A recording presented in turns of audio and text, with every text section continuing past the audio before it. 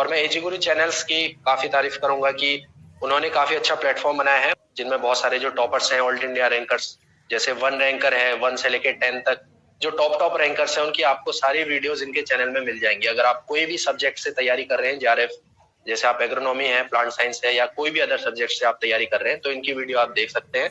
आपको काफी हेल्प मिलेगी कि आपको कैसे प्रिपेयर करना है जेआरएफ के लिए, क्या क्या स्ट्रेटेजी होनी चाहिए।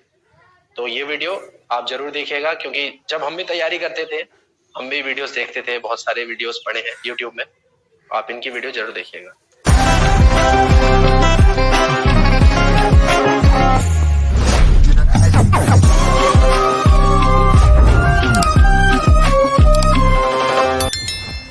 हेलो दोस्तों, आप सबका स्वागत है आपके अपने एजुकेशन चैनल में। मैं अंकित कुमार, इस चैनल का होस्ट और आप सबका दोस्त। मैंने आप सबके लिए एग्रीकल्चर टॉपर्स के इंटरव्यू की सीरीज स्टार्ट की है, और इस सीरीज में लगातार मैं आपको ऑल इंडिया के एग्रीकल्चर टॉपर्स, चाहे उन्होंने जॉब का एग्जाम दिया, चाहे एग्रीकल्चर सुपरवाइजर, एओएफओ, जेआरएफ, एसआरएफ के टॉपर से लगातार मिलवाता जा रहा हूँ। इस सीरीज में आज हमारे साथ है मिस्टर विकास कुमार। उन्होंने आईसीआर जेआरएफ एग्रोनॉमी से एग्जाम दिया था और उनकी ऑल इंडिया रैंक 56 थी। और आज इनसे जानेंगे कि इन्होंने कौन सी बुक्स पढ़ी थी, इन्होंने किस प्रकार इस एग्जाम को क्रैक किया, फुल स्ट्रेटजी क्या थी, और पूरा A to Z इन्फॉर्मेशन मिल जाएगी आपको। इसलिए इस वीडियो को पूरा लास्ट तक जरूर देखिएगा। आगे बढ़ने से पहले अगर आप हमारे चैनल पर नए हैं तो एजी गुरु यूट्यूब चैनल को सब्सक्राइब कर लीजिए और बेल आइकन को ऑन कर लीजिए, ताकि आप ऑल इंडिया के entrance and job exam agriculture से लेटेस्ट अपडेट पा सकें। चलिए स्टार्ट करते हैं। Many congratulation from my side and give me your introduction. Thank you. Myself Vikas Kumar and I am from Uttarakhand. I have completed my UG from GB Pant University of Agriculture and Technology, Pantnagar. And in my JRF exam for agronomy, I have secured All India rank 56 और category rank SC में मुझे चौथी rank हासिल हुई है। और currently मैं अपनी जो मास्टर्स है वो NDRI करनाल से कर रहा हूँ, agronomy department. Okay, and my first question is, आपने किस सेमेस्टर से इसका प्रिपरेशन करना स्टार्ट कर दिया था? देखो, सेमेस्टर की बात करूं तो मुझे आइडिया आया था कि एग्रोनॉमी सब्जेक्ट मुझे चूज करना चाहिए।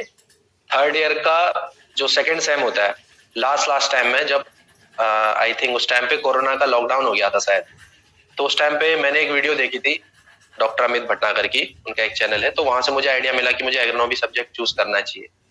देन उसके बाद मैंने बुक्स परचेज करी 2020 के दिसंबर में, जो SR रेड्डी और रेड्डी एंड रेड्डी, 2 बुक्स मैंने परचेज करी। उसके बाद मैंने प्रिपरेशन करी। ओके, और आप कितना टाइम स्टडी करते थे, कितना टाइम इस लिए पढ़ते थे? स्टार्टिंग में तो थोड़ी प्रॉब्लम आई, क्योंकि सब्जेक्ट मेरे लिए नया था। मतलब सब्जेक्ट तो नहीं, जो टॉपिक्स थे वो मेरे लिए नए थे, जैसे वीड मैनेजमेंट है, इरिगेशन है, ये काफी नए सब्जेक्ट, नए टॉपिक्स थे। तो स्टार्टिंग में थोड़ी प्रॉब्लम हुई, पर धीरे धीरे करके 6 to 7 आवर्स मैं मतलब डेली का रीड कर लेता था। ओके, तो आपने सिर्फ सेल्फ स्टडी की थी या कोई कोचिंग ज्वाइन की थी? जितनी भी मैंने स्टडी करी वो सेल्फ स्टडी थी, और बाकी मैंने थोड़ा यूट्यूब से भी थोड़ा हेल्प ली थी।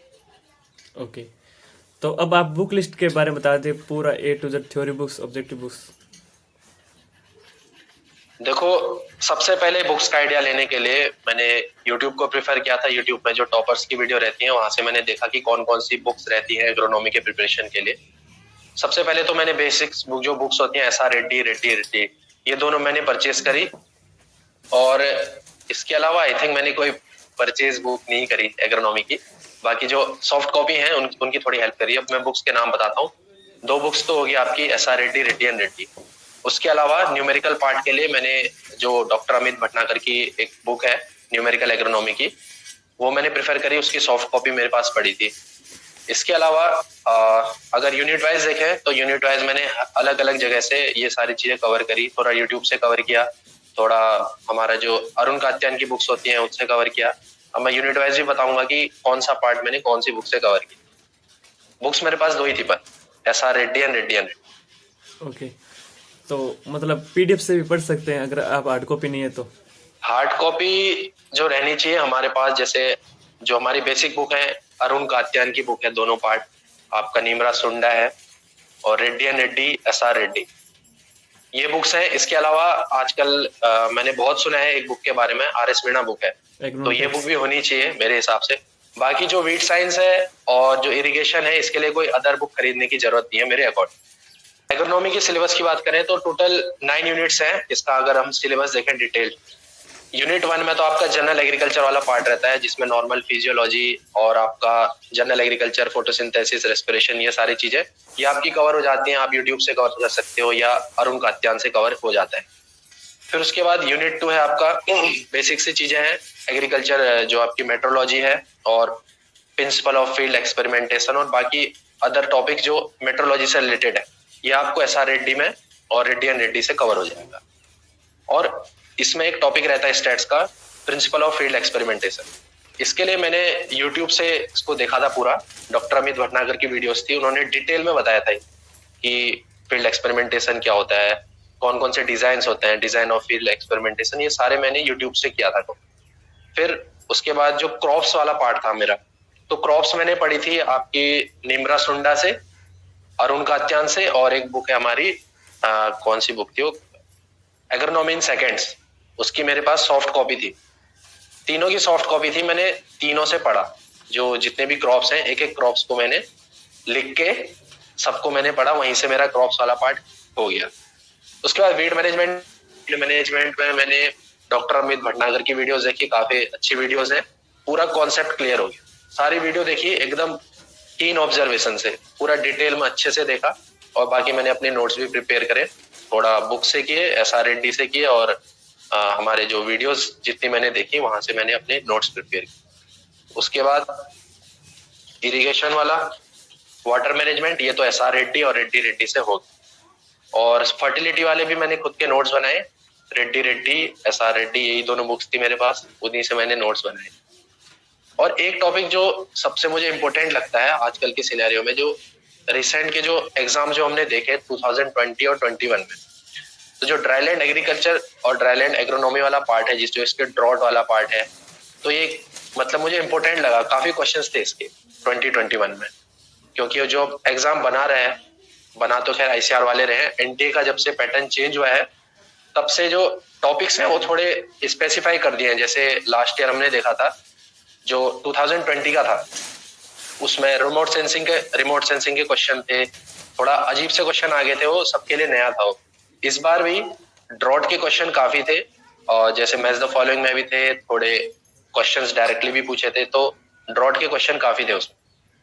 और लास्ट की जो 2 यूनिट है ये भी आपको एसआरएडी में मिल जाएंगी, प्रॉब्लमेटिक सॉइल और सस्टेनेबल लैंड यूज सिस्टम। मतलब ज्यादा डिटेल में पढ़ने की जरूरत नहीं है, इसको थोड़ा थोड़ा करके हो जाता है।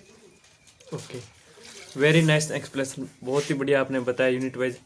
तो अब आप बता दीजिए लास्ट 10 डेज में आपने किस प्रकार रिवीजन किया और हैंड रिटन नोट्स किस प्रकार तैयार किए? देखो, हैंड रिटन नोट्स तो मैंने स्टार्टिंग में मैंने स्टडी नहीं करी, सबसे पहले मैंने नोट्स ही बनाए। जो सॉइल फर्टिलिटी वाला पार्ट था, इसके मैंने नोट्स बनाए। फिर इरिगेशन को पकड़ा, इरिगेशन को पहले मैंने यूट्यूब से देखा, फिर बुक से पढ़ा, फिर उसके नोट्स बनाए। तो मतलब मैंने एक एक यूनिट को, एक एक टॉपिक को पकड़कर उसका स्पेसिफाई करके नोट्स बनाए, मैंने अच्छे से नोट्स बनाए। पढ़ा नहीं मैंने, खाली नोट्स बनाए। जब सारे नोट्स प्रिपेयर हो गए मेरे, वीड साइंस के, इरिगेशन के, फर्टिलिटी के, तब मैंने रीडिंग शुरू करी। जो क्वेश्चन मुझे नए दिखे, तो मैं जो ये एग्जाम पैड होते हैं छोटे स्टाम्प पैड, ये तो इनमें मैं नोट करते जाता था। अराउंड 2 to 3 कॉपीज हैं, इनमें मैंने पॉइंट टू पॉइंट लिखते गया जो भी मुझे नया क्वेश्चन दिखा। लास्ट टाइम में मैंने यही रिवाइज किया, ये रिवाइज किया, अपने नोट्स रिवाइज किए और अपने मॉक टेस्ट दिए, बस यही किया लास्ट टाइम। ओके, तो अब आप बता दीजिए आपने मेन एग्जाम को किस तरह हैंडल किया और आपने कितने क्वेश्चन किए थे और क्या एग्जाम का पैटर्न रहता है, सब कुछ बता दीजिए। देखो, एग्जाम का पैटर्न की बात करें, इस बार का काफी जो टाइम का मैनेजमेंट था ये सबसे इम्पोर्टेंट था। क्वेश्चंस, क्योंकि हमको कुछ ही टाइम मिल रहा था एक क्वेश्चन को पढ़ने में, तो टाइम का प्रेशर बहुत ज्यादा था। क्वेश्चंस इजी थे, मेरा मानना तो ये था, क्वेश्चंस इजी थे, कॉन्सेप्चुअल थे। क्वेश्चन को अगर तुम ध्यान से पढ़ रहे हो, जो स्टेटमेंट वाले क्वेश्चन है, रीजनिंग असर्शंस वाले हैं, वो आराम से हो जाते। बट मेरे साथ क्या हुआ, जब मैं एग्जाम देने गया था उससे पहले मेरी एक सीनियर से बात हुई थी, तो उन्होंने बताया था कि लास्ट एग्जाम में मेरे साथ एक दिक्कत हो गई थी कि एग्जाम में क्वेश्चन था, उसमें नोट लिखा था, नोट मैंने पढ़ा नहीं कि which of the following is not है, ऐसे करके क्वेश्चन रहते हैं ना। तो एग्जाम में मेरे साथ भी सेम चीज हुई, जबकि मुझे पता था कि ये चीज नहीं करनी। एक क्वेश्चन आया था, उसमें नोट लिखा था, मैंने नोट पढ़ा ही नहीं और ऑप्शन पहला सीधे टिक कर दिया हो। एक क्वेश्चन ऐसे गलत हो गया। बाकी 4 क्वेश्चन ऐसे थे, आंसर बिल्कुल क्लियर थे। तो मेरे दिमाग में आया कि मार्क फॉर रिव्यू कर देता हूँ, लास्ट टाइम में कर लूंगा, पर ये गलती नहीं करनी। मैंने मार्क फॉर रिव्यू कर दिया। लास्ट के टाइम में मेरे पास 10 मिनट थे। 10 मिनट में मैंने अराउंड 10 टू 15 क्वेश्चन मैंने अटेम्प्ट किए लास्ट टाइम में। और जो लास्ट के कुछ सेकंड्स बचे थे, लास्ट का क्वेश्चन मैंने अटेम्प्ट किया। और जो ये मार्क फॉर रिव्यू के लिए मैंने बचाए थे क्वेश्चन, इनके लिए टाइम ही नहीं मिला। तो जो आने वाले स्टूडेंट्स हैं उनके मैं यही कहूंगा कि मार्क फॉर रिव्यू के चक्कर में कभी मत पड़ना। जो क्वेश्चंस तुम्हें आ रहे हैं, तुम्हें लग रहा है कि है, तो सीधे उस पर क्लिक कीजिए, ऑप्शन चूज करिए, मार्क फॉर रिव्यू के लिए नहीं डालना है।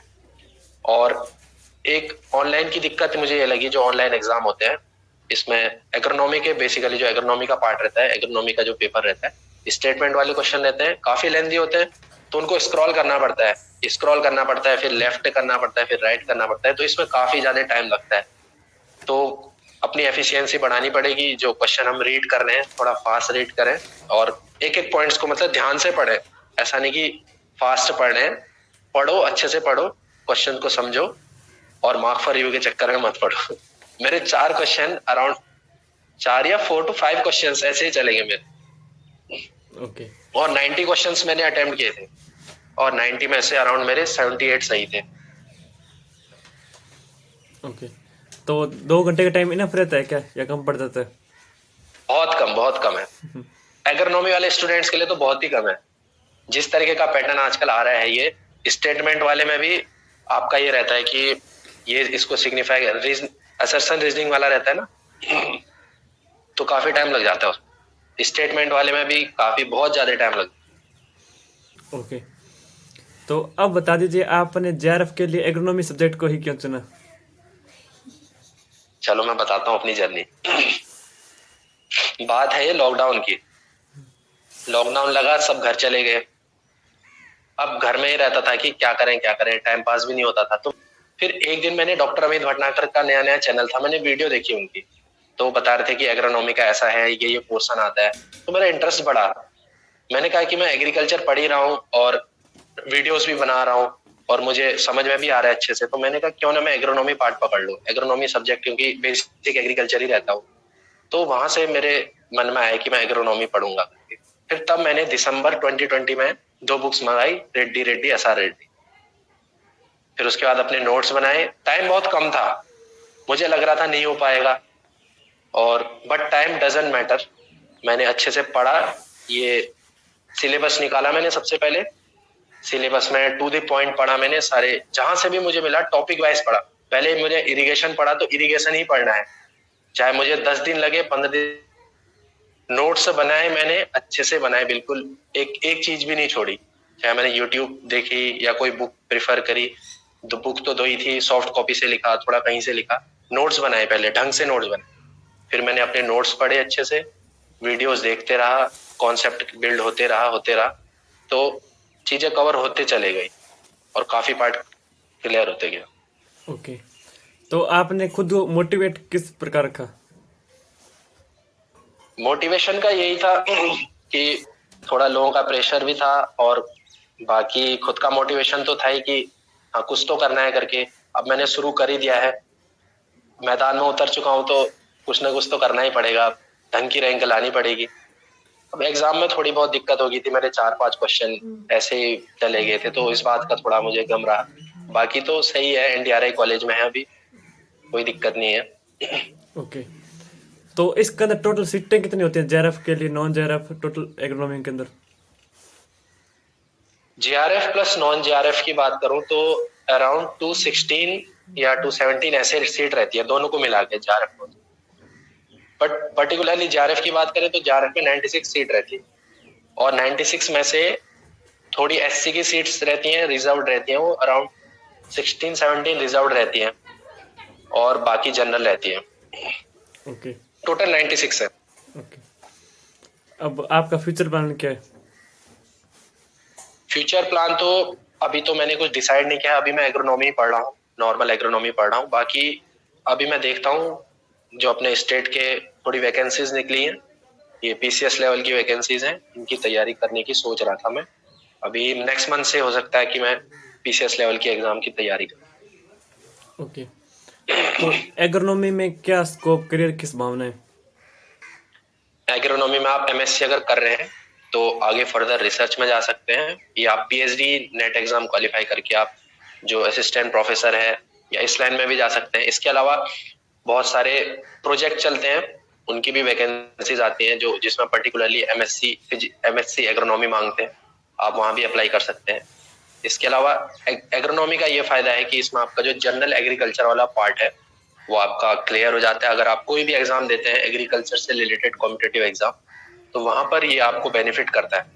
आपको पढ़ने की जरूरत नहीं पड़ती अलग से कि ये एग्रीकल्चर है, बट आपको जो अदर चीजें हैं जैसे करंट अफेयर्स है या कोई स्कीम है, तो ये चीजें आपको कवर करनी पड़ती हैं। बाकी एग्रीकल्चर का पार्ट आपका क्लियर हो जाता है एग्रोनॉमी पर। ओके, तो आपने सब कुछ बहुत अच्छी तरह से बता दिया है। इन सभी के अलावा अगर कुछ जो रह गया इम्पोर्टेंट जूनियर्स के लिए, फाइनल वर्ड्स फॉर जूनियर्स जो बता दीजिए। जूनियर्स के लिए तो ये है, जूनियर्स ज्यादा तेज है उनके लिए काफी कंटेंट है यूट्यूब में देखने के लिए कि कौन कौन सी बुक्स पढ़नी चाहिए।